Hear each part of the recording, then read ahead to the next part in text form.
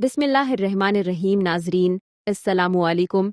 शरीयत के मुताबिक बीवी के साथ हमबस्तरी का हक कब और कितनी बार अदा किया जाए? साइंस और शरीयत दोनों इस बारे में क्या कहती हैं? बीवी के साथ हमबस्तरी कितनी बार की जाए?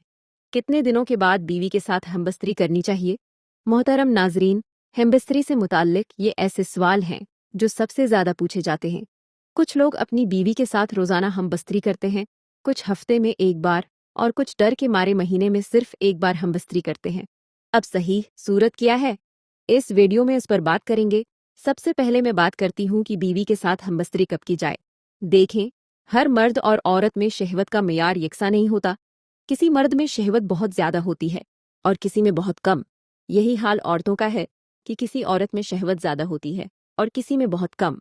रात के वक्त ये शहवत ज़्यादा हो जाती है क्योंकि दिन भर की मसरूफियात से फरागत के बाद मियाँ बीवी एक दूसरे को वक्त दे सकते हैं। रात के आखिरी हिस्से में तहज्जुद से पहले हमबस्तरी करना भी फ़ायदामंद होता है क्योंकि उसके बाद गसल करके नमाज पढ़ना मुमकिन होता है। जमारात और जम्हा की दरमियानी रात को यह अमल ज़्यादा बरकत वाला समझा जाता है क्योंकि जम्हा होता है। का दिन इस्लाम में एक ख़ास मकाम रखता है। अगर रात को मर्द का इरादा हमबस्तरी का हो तो अपनी बीवी से सुबह ही इसका जिक्र कर दे ताकि वो अपने जिस्म को साफ कर ले, मुंह और हाथों को धो ले और ख़ुद को तैयार कर ले। इससे बीवी पर भी शौक हमबस्तरी गालिब आ जाएगा और दोनों को हमबस्तरी का पूरा लुत्फ़ हासिल होगा। अब हम बात करेंगे कि कितने दिनों के बाद बीवी के साथ हमबस्तरी की जाए, यानी शरीयत के मुताबिक हक अदा किया जाए।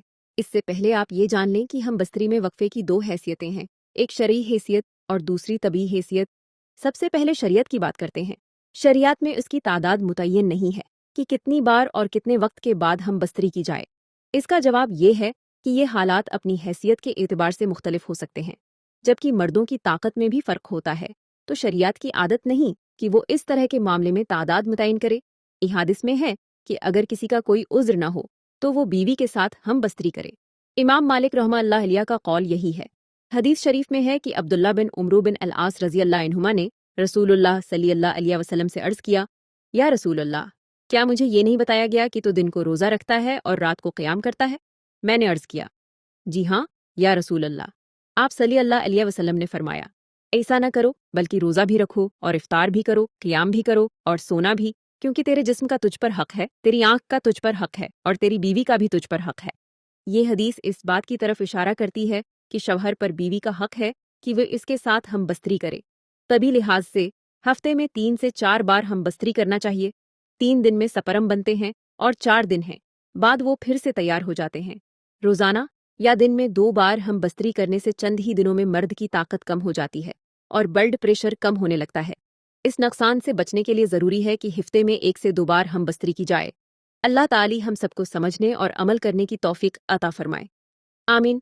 अगर आपको मेरी ये वीडियो पसंद आई है तो चैनल को सब्सक्राइब करना ना भूलें। शुक्रिया। अल्लाह हाफ़िज़।